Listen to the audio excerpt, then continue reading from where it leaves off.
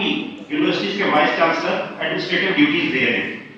बाहर क्या होता है, every time the professor is available to the student, सारा कुछ सिलसिला होता है। और उसके बाद हम लोग बैठे हुए फौज जफर मौज, बड़ी अच्छी तरीके से पीटीवी के भाई ने बताया, बैठे हुए ये लोग, और ये लोग खजाने में बोझ हैं, सफेद हाथी हैं। अगर आप एनएआरसी पीआरसी की बात करते हैं तो वहां पर क्या कुछ नहीं हो रहा। रिसर्च क्या हो रही है, सरकारी ड्यूटियां हो रही है, 10 बजे चाय होती है, साजिशें होती हैं, बातें होती हैं।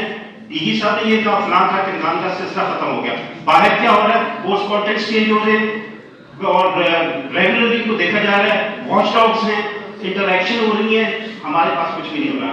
मेन चीज है सर सिंपल, हम लोग विल वेल द कैट किस तरीके से इसको ठीक करेंगे, डिटेल इन डेप्थ एनालिटिक मुझे आपकी जवाब चाहिए खाकान साहब और अहमद साहब। Thank you.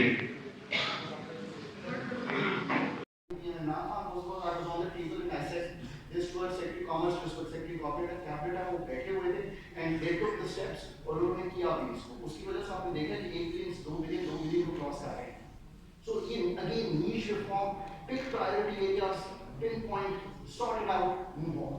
अगर हम कहेंगे पूरे मुल्क को रिफॉर्म करने में, doesn't seem likely to in the given reform की रिपोर्ट से तो पढ़ना, इससे बड़ी मेरी उम्र नहीं है, शायद मैंने पीछे पढ़ा नहीं। आई थिंक पाशा साहब की भी कोई रिपोर्ट हो, but that's just then a report. You have to see के कहां बेस्ट क्यों कामयाब है। हमने उसको थोड़ा सा बाहर रखा हुआ है इस चीज से, इनकम को एक बेस्ट एग्जिस्ट करता है, उसको एहसास करें। आप जो कहना था, आप क्या कहते हैं आजकल उसको बेस्ट नहीं कहते, थोड़ा सा वो बाहर पड़ा हुआ है।